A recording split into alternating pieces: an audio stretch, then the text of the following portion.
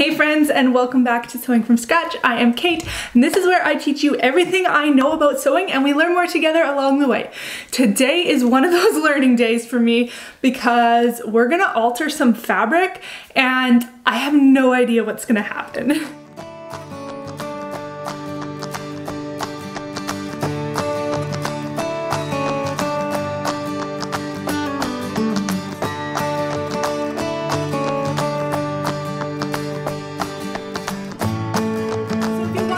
Video, you know that it's Alter August. I have a garment that you might remember from my, I think it was my July makes video, and it's my Hey June Handmade Greer jumpsuit. I love this, it fits me great. I love wearing it, but it doesn't really do much for me in terms of like color and, well, just color. I use this linen from Blackbird Fabrics. It's like a tobacco color, I think it is. It just, like, I put it on and I went to my husband and I was like, do I look like a giant turd? And he was like, no, I was thinking more paper bag princess. So, something needs to be done. And I mean, I've still worn it like a ton since then, but I want to change it. Quite a few of you suggested dyeing it, which I really like that idea. But since it's brown, I don't know how it would, like, how it would be re-dyed. I'd have to use a darker color, I think. And then I'm not sure, because there's a zipper in it, I don't know how, I don't think that would dye, especially not the teeth or like the metal.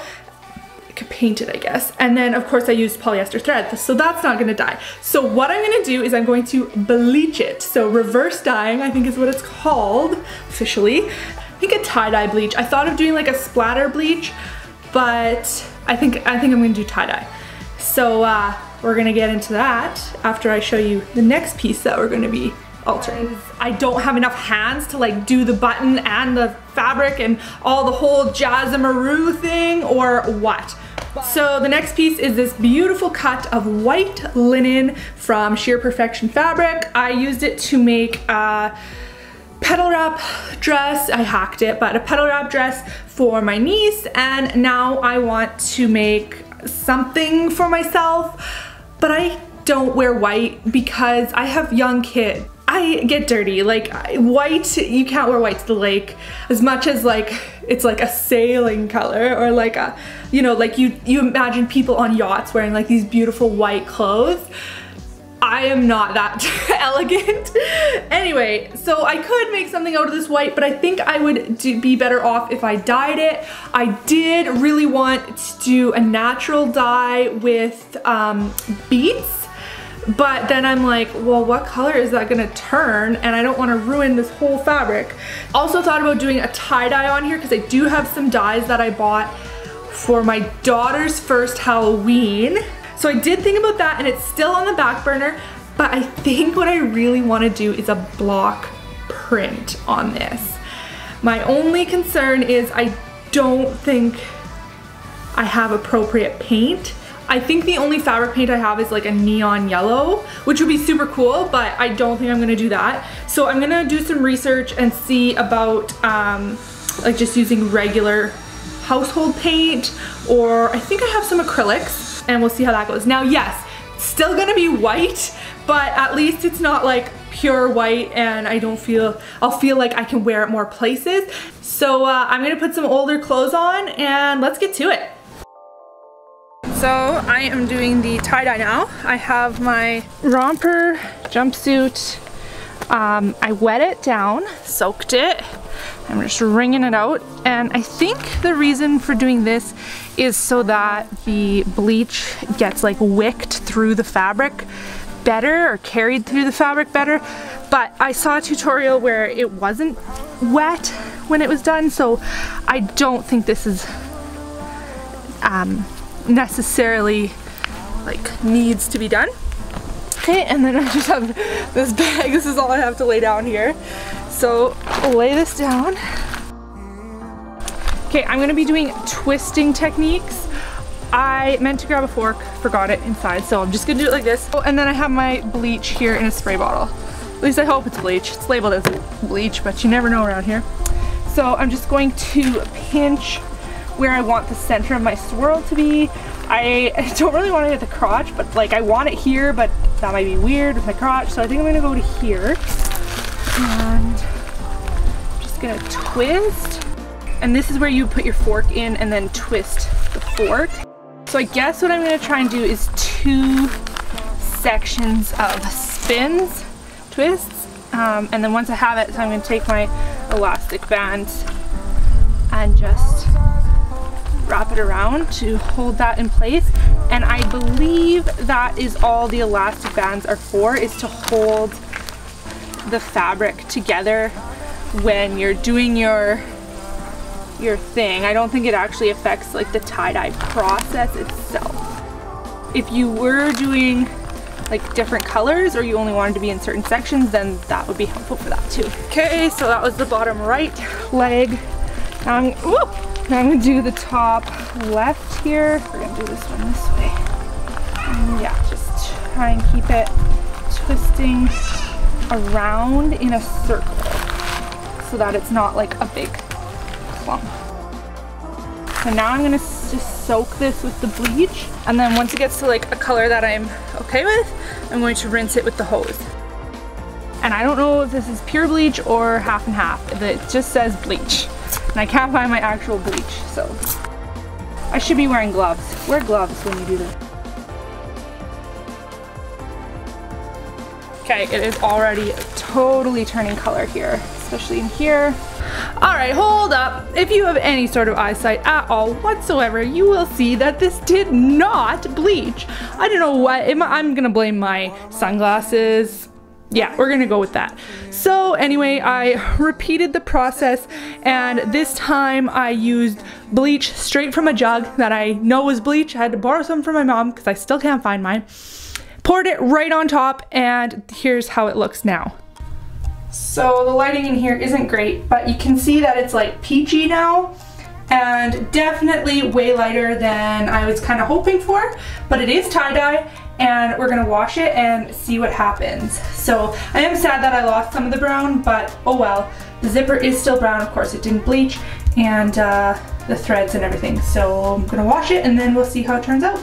So then this is how the tie-dye turned out. Saying I love it would be an overstatement. It's probably like almost my skin color now, but I don't know, I guess I could like add some paint splotches or something. I'm really not sure. If you have any ideas, leave them for me down in the comments below. I definitely just left the bleach on too long. I should have like poured it on and then rinsed it immediately because I did still want brown. And yeah, anyway, that's what happened. I give it like a 2 out of 10 in terms of win.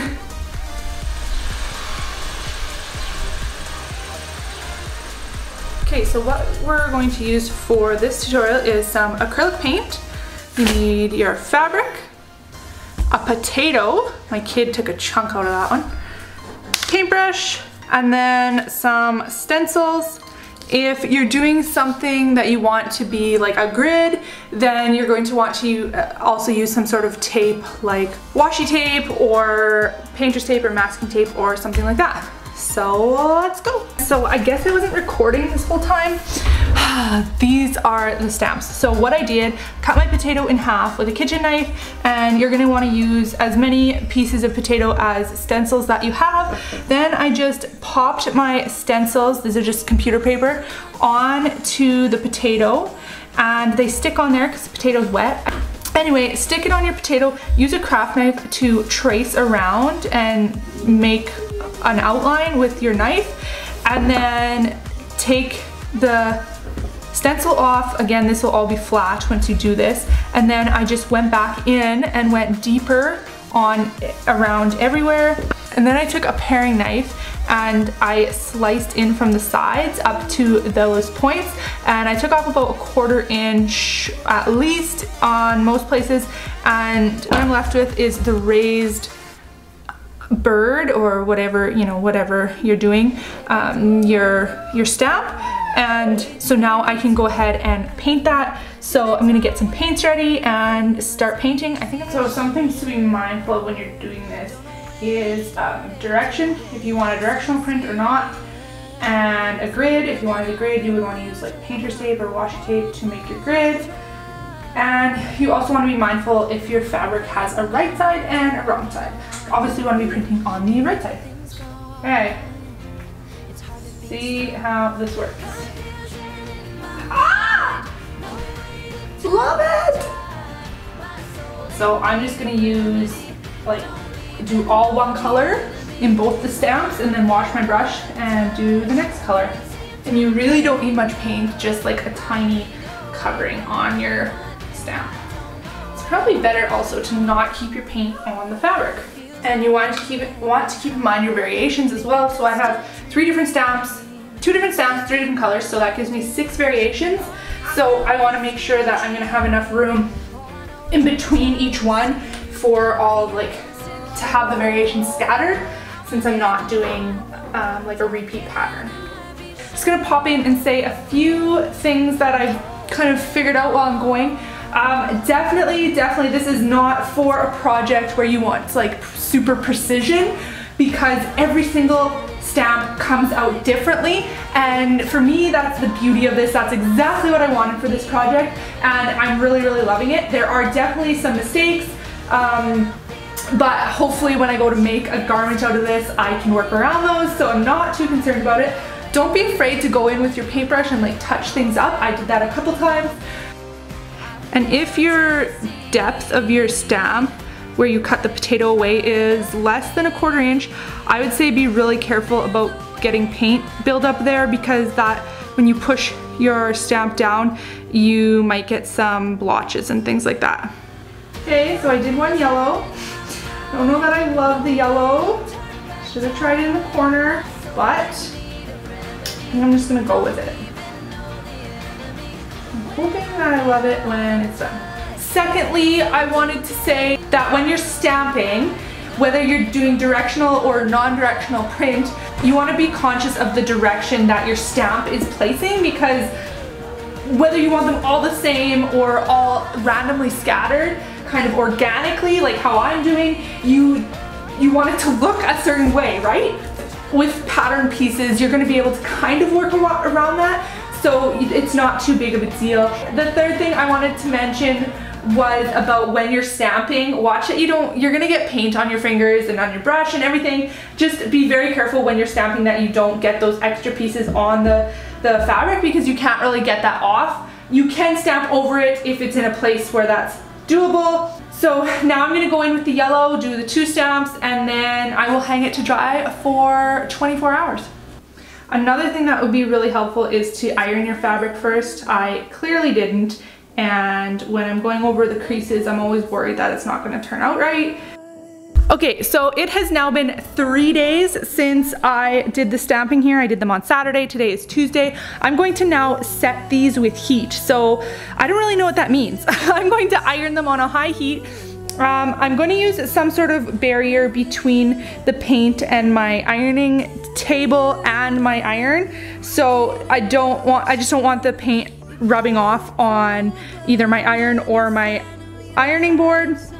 And once this is linen, so it can take a high heat, I'm not sure how the paint is going to react, so I'll just try a small corner first, and then once that's done, I'm going to throw it in the wash and we will see how it fares after that. I'm super nervous to wash it.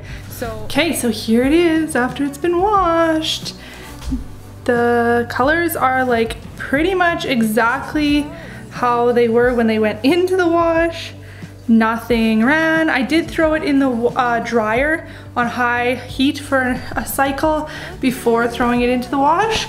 But yeah, super happy with how this one turned out. Can't wait to make something. Hit that subscribe button if you want to see what I make, and make sure you follow me on Instagram. So I wanted this to look like as if you're laying on the ground and a whole flock of birds is just flying around above your head peacefully, all going in different directions. I also heard of this idea of sewing a word into your garments. So as you're stitching, you repeat the same word or phrase or mantra over and over, and then every time you wear that garment, you think of that. I want to call this fabric peace, and you can let me know in the comments below. Do you think this is a peaceful fabric, or is it just utter chaos to you? So thank you so much for watching and staying to the end of this video. We're gonna have a little chat about my sewing machine. Yeah, this one that I got a year ago. I can put my review video in the comments below. Some of you probably have seen it. I think it's the most popular video on my channel, which is kind of crazy to me because when I filmed it, I was like, I wasn't into it at all. So I do plan on doing an update now that I've had it for a year. But this isn't really about the machine itself. It's about my kids and the machine. So I had babied it like big time. This is my baby. I spent a lot of money on this machine. I mean, a lot of money for me. It's something that I want to have for a very, very long time. So I've been taking care of it. I don't let my kids around it. Like it's important to me. So they do come and like play with the slider and things like that, but they've never done anything bad. Then the one day I came in and I'm like, what is all over my machine? All over here, all over here, all over the top. There was a film of something. I couldn't figure it out. And then it hit me. My son had a glue stick. So there is like white glue stick all over my machine. And I've been trying to scrape it off and like clean it off as I go. Cause it's not harming anything. But it just looks kind of yucky and it collected dust. So I've been like scraping and yeah. And then last week or the week before, I think it was the week before, especially by the time you guys see it, was the week before. My kids were in my sewing room. The little one was on my chair, my rolly chair. He was just sitting there, just like looking at the machine. He wasn't touching anything. I was right there. He was not getting into trouble. He was just sitting there nice, had some toys in his hands. And then my other child came and yanked on the chair to wheel him around, which they're not supposed to be doing. And the foot pedal of my machine was hooked on the leg of the chair, the wheel, like the wheelie base, I guess it's called. And she yanked it so hard that it pulled the cord, and the cord pulled my machine almost all the way off the table. I freaked out, and I mean, cords get pulled all the time. I was just like, okay. And then I went to go use it and it didn't work. So then I was like, ooh, I was really upset. I asked my husband to look at it, thinking maybe it was something in the cord or the foot pedal that came undone. No, it's, he checked the continuity of the foot pedal and everything and it was good. He figures it's the port that the cord plugs into. So I had to take it into the machine, into the shop. I can still use the start stop button, so I don't want it to be there like for a long time, but I happen to be going in. My shop is 2.5 hours away, so I happen to be going in for an appointment anyway. Called them, they're like, yeah, we can diagnose it, but we'll probably have to order a part, which takes about 4 weeks. So sure enough, that's what it was. They told me they're gonna order the part, and I just have to wait until it comes in and then I take it in. Luckily, this is covered under my warranty because if I would have had to pay for this, I would not be happy. I would be really extra unhappy. But I can still use the start stop button, so I mean, it's not like it's unusable. I do have various other machines I can use if I do, like when I do have to take this in to be repaired, if it's not just a one-day thing. If I have to leave it there, I can use other machines, but it's just a pain. Does anyone else have the start stop button? And do you use it, or do you still prefer the foot pedal? I find I am way more comfortable with the foot pedal. I don't know if that's just because that's natural and like how we were taught, or like what's been normal to me, or if it's because I don't have enough hands to like do the button and the fabric and all the whole jazzamaroo thing, or what. But I do definitely prefer my foot pedal and I am missing it. So hopefully that part comes in less than 4 weeks, cause I don't know. But maybe this will force me to get better at it, and then when I like go places, I won't need to take my foot pedal. I don't know. Let me know in the comments, what do you use? Catch you in the next one. Bye!